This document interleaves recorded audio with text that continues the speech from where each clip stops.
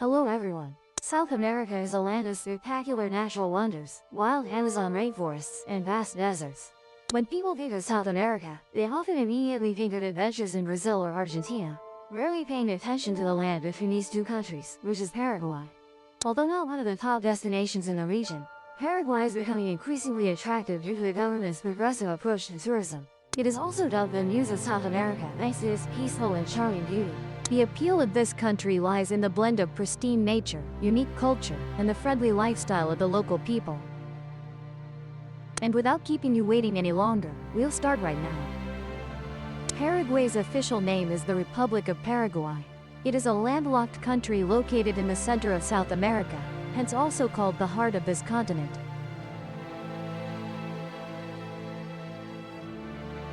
Paraguay is surrounded by Brazil, Bolivia, and Argentina. Compared to its three neighbors, Paraguay has a much more modest area of 406,752 square kilometers. Its area is 8,515,767 square kilometers, Bolivia.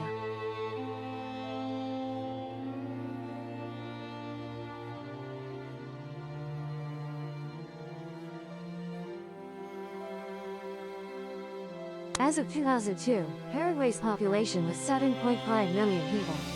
It is a sparsely populated country with a population density of 18.4 people per square kilometer. In terms of terrain, the Paraguay River running from north to south divides the country's landscape into two parts, the eastern region and the western region.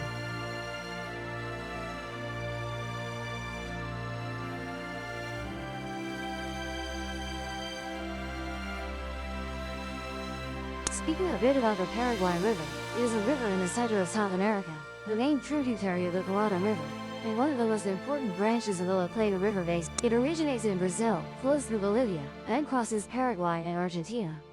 The Paraguay River has a total length of 2,695 kilometers, ranking among the 40 longest rivers. But this, 332 kilometers form the border between Brazil and Paraguay, 542 kilometers flows solely within Paraguay's territory, and 380 kilometers form the border between Argentina. Its basin covers a total area of 1,170,000 square kilometers, ranking among the 20 largest. Unlike many major rivers of the Parana Basin, the Paraguay River constantly changes its course, so it has no hydroelectric dams. This makes the river a commercial and transportation corridor. It is mainly used for inland transport and is an important link for Paraguay, a landlocked country, to connect with the Atlantic Ocean. In addition, the Paraguay River provides a huge amount of fish for commercial fishing activities in the country. But this has created significant environmental pressure around the river basin, as more impoverished people from across the country flock here to make a living by fishing. Then, during each flood season, they have to find temporary shelter until the water recedes, forcing the Paraguayan military to allocate part of the reserve land for emergency housing for these displaced people. The Paraguay River is also the main water source for the Pantanal wetlands. This is the world's largest tropical wetland, spanning southern Brazil, northern Paraguay, and part of Bolivia.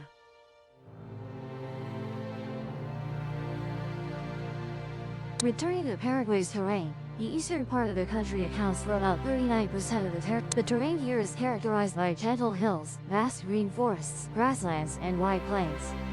About 80% of this area lies at an altitude below 300 meters above sea level. The highest point in the region is Cerro Pero Hill, at 842 meters above sea level. This is also the highest point in Paraguay, belonging to the Uninhabited mountain range, one of the main reserves in the eastern region with many rare species of flora. This mountain range is also home to the highest waterfall entirely within Paraguayan territory, the 62 meters high Sao Cosmito. However, to explore this magnificent waterfall, you will have to traverse winding and somewhat dangerous trails. But once you arrive, you will feel as if you've entered another world, a world of pristine nature. With fertile land and abundant rainfall, ranging from 1,300 to 1,800 millimeters annually, the eastern region is the most developed area. This is home to 7,275,000 people, accounting for 97%, and it concentrates most of the important cities, political organizations, historical monuments, as well as the nation's industries, agriculture, and services. Paraguay's capital, Asunción, is also in this region, founded in 1537. It is one of the oldest cities in South America. Thanks to this, today, Asunción is still filled with historic buildings and cultural landmarks. such as the Independence House Museum built in 1772, or secret meetings of politicians seeking independence for Paraguay, or the National Pantheon of Heroes located in the city center, with its splendid neoclassical build, and the traditional buildings in Calapama, historically a meeting place for the capital's elite. Looking at present-day Asunción, few can imagine that this place was once a ruined city after the fierce wars in Paraguay. Now, it has been reborn like a charming lady, with impressive pastel-colored architectural works. Alongside historic landmarks, the city is also modern and vibrant with high-rise buildings brilliantly lit at night. Although not coastal, its location next to the vast Paraguay River helps regulate the capital's climate and creates picturesque riverside urban areas. Asunción is also an economic center of Paraguay, with bustling commercial activities and the headquarters of the country's largest financial entity.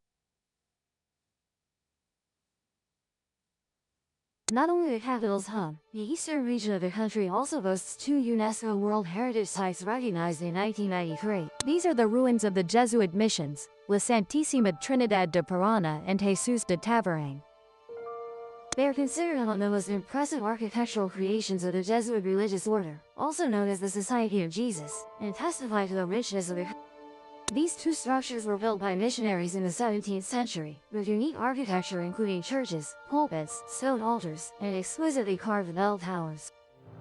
But these structures were later abandoned and destroyed when Spain expelled the Jesuit order from its colonies in 1768. At that time, the Jesus de Taverne construction was still under construction but had to be abandoned.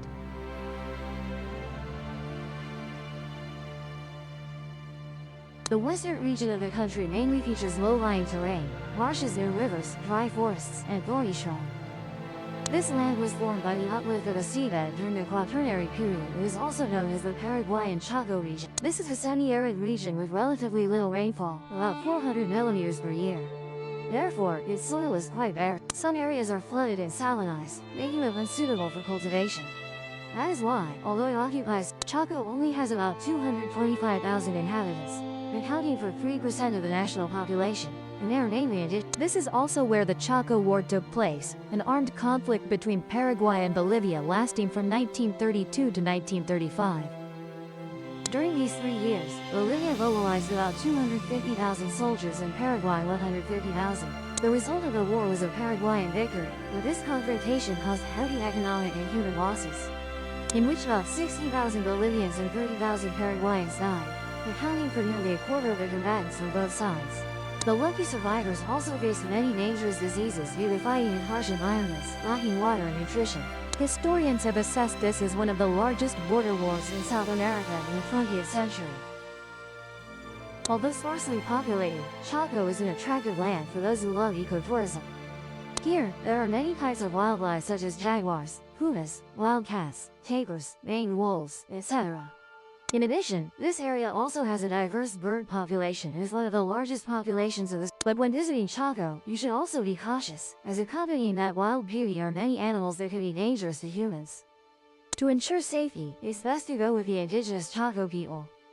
Along with that, the dusty trails here are known as one of the most difficult racetracks on the continent. It is the venue for famous speed races, such as the Charles Chaco Rally held annually since 1971. The largest hydroelectric dam in Latin America, a great work of the world. Besides the Paraguay River, the Parana is also an important river of this country.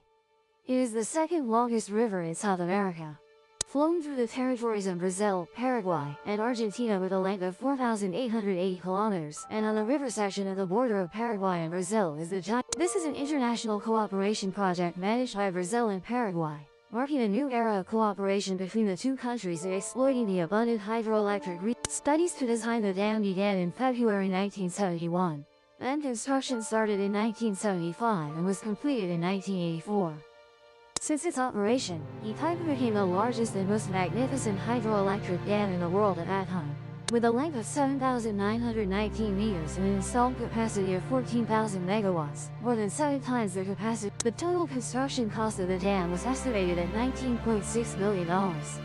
This project was also voted by the American Society of Civil Engineers as one of the 7 modern wonders of the world. However, later, with the emergence of China's Three Gorges Dam and Maida Dam, they dropped to third place, but the grandeur of Itaipu remains timeless. Although the treaty stipulates that the electricity generated by the Itaipu Dam will be divided equally between Brazil and Paraguay, since Paraguay consumes only about 15% of its electricity, it sells the remainder to Brazil. Initially, the two parties signed a treaty where Brazil would pay Paraguay an amount of $124 million per year, with the term lasting until 2020. However, this caused widespread discontent in Paraguay. After many negotiations, in 2009, Brazil agreed to triple the payment to this country. To build the Itaipu Dam, about 65,000 people had to relocate from their homes, including 40,000 on the Brazilian side and 25,000 on the Paraguayan side.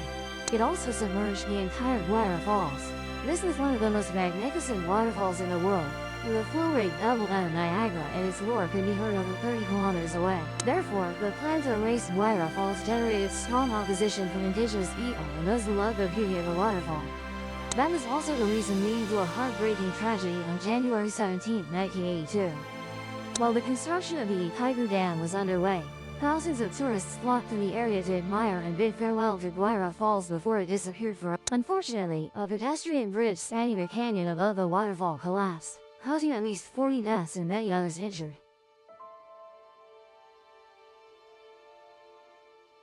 About 20 kilometers downstream from the Itaipu Dam is the tri-border area of Paraguay, Argentina, and Brazil, also known as the Triple Frontier. Since this place is located right at the confluence of the Iguazu and Guarana rivers, and on all three sides of the three countries are cities with relatively large populations, the Triple Frontier resembles a hub for smuggling, drugs, and money laundering in South America, and is also a base for extremist Islam.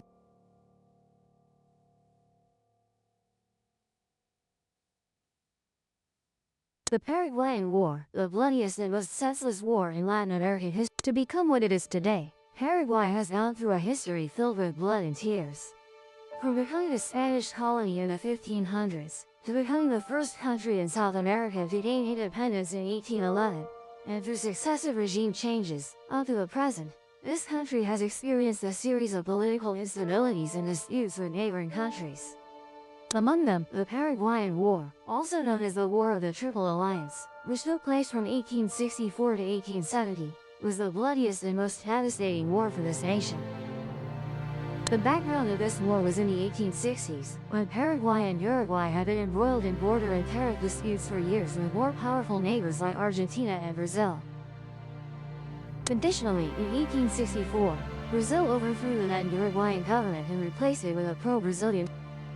At this time, the leader of Paraguay, dictator Francisco Solano Lopez, believed that the regional balance of power was threatened and thus declared war on Brazil. Although he had good political and strategic abilities, his arrogance and authoritarianism diminished Solano Lopez's leadership. Subsequently, he antagonized both Argentina and Uruguay by wanting to pass through their territories to invade Brazil. That led to the formation of an alliance, including Brazil, Argentina, and Uruguay, to jointly oppose Paraguay. Solano Lopez, still confident in his military prowess and powerful army, continued into a war that outsiders knew which side would win.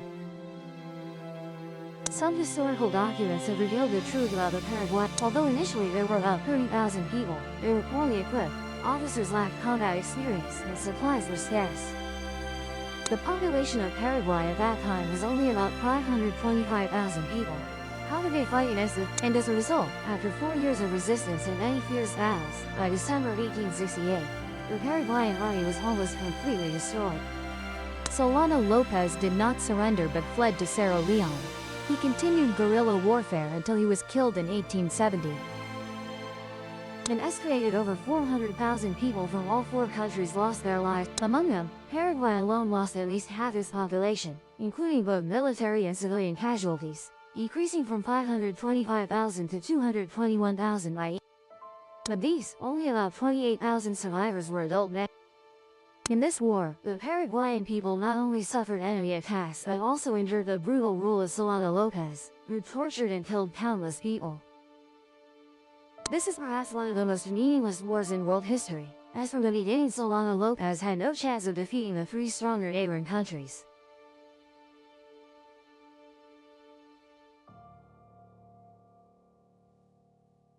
The landlocked country with the largest navy. Though lacking a coastline, Paraguay has the largest navy compared to any landlocked country. While not as famous for seafaring as the United Kingdom, Netherlands, Portugal, or Spain, Paraguay's navy has a long and proud maritime tradition.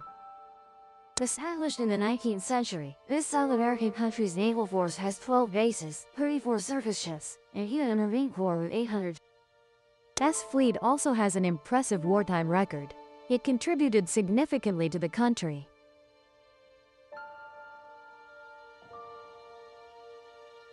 And perhaps the most remarkable thing about this navy is that the country is completely landlocked. Therefore, its warships and patrol vessels operate on major rivers and inland waterways, as rivers form most of the country's borders. Paraguay is not the only country without any ocean access that maintains a naval fleet. Currently, there are over 10 countries maintaining such inland naval forces, and most of them will likely never operate in the world's oceans. A land of immigrants but a unique ethnic country.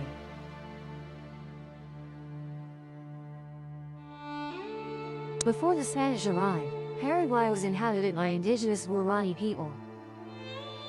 But the indigenous population gradually declined after colonization, and particularly due to the huge losses from the Paraguay.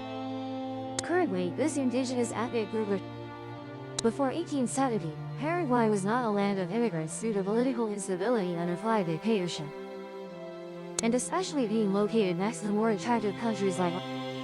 However, the brutal war between Paraguay and the Triple Alliance forced the country to first attempt to, with hopes of rebuilding the nation from ruins. But initially the situation was not feasible. Paraguay only received a few people. Later, the situation stabilized in the 20th century, and the number of immigrants, mainly Europeans fleeing wars in the Old World seeking a peaceful life and better quality of life.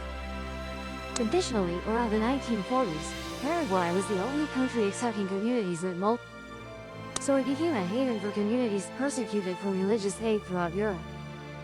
Typical examples include the Brotherhood community of the Anabaptist. European countries with large numbers of immigrants to Paraguay were Spain, Germany, Italy, Russia, England, and the Netherlands. Immigrants to Paraguay maintained their ethnic characteristics. Over time, they together with the indigenous Guarani people formed Paraguayan culture. This is a harmonious combination of European and indigenous cultures, both modern and traditional. The prominent feature of this cultural fusion is the widespread bilingual ability of Paraguayans today, with over 80% of the population. These are also the two official languages, making it one of the few South American countries where most people speak. Guarani is an onomatopoeic language, with many words derived from natural sounds of animals and Regarding religion, 89.9% of the population follows Catholicism, 7.3% follows Christianity, 0.6% are followers of indigenous religions.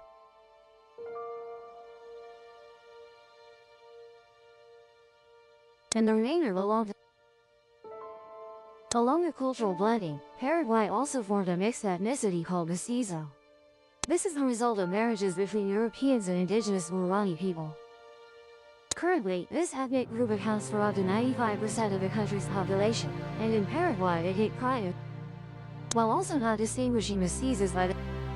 All strive to build a common identity for the mestizo community, thanks to which it has become so homogeneous that it can be called the. Paraguay possesses the only national flag in the world with two distinct sides.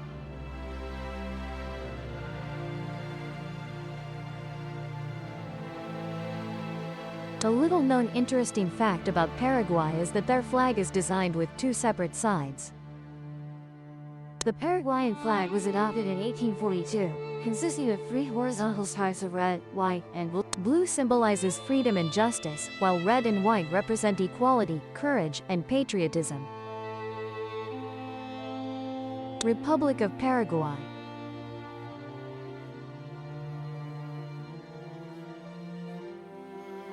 Peace and justice.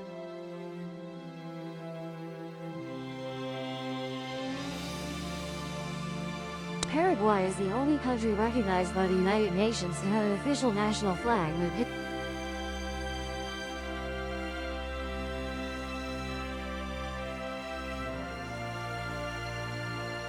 Before 2000, Paraguay was often associated with illegal trade in electronics, weapons, and drugs. Subsequently, the country transformed thanks to the development of private enterprises and changes in economic policies. Paraguay's economy developed based on exports, primarily dependent on the Brazilian market. The smuggling rate decreased from 22% of GDP to 12% in 2016. Due to a lack of mineral resources, Paraguay focuses on agriculture and services. It is the world's 6th largest soybean producer and 2nd largest stevia producer. Stevia contains no calories but is 200 times sweeter than refined sugar. Therefore, it is favored by those wanting to lose weight or control blood sugar. All of Paraguay's electricity comes from hydropower, making it one of the cleanest energy users. This is also an important resource, generating significant income from electricity exports to Brazil, Argentina, and Uruguay. Despite economic improvements, Paraguay remains one of the least developed countries in South America. In 2022, Paraguay's GDP reached $42.28 billion with a per capita income of $5,504. Wealth distribution is markedly unequal. 2.5% of the population owns 80% of the land and 161 people hold 90% of national assets. Poverty and increasing inequality are major challenges for the country's development.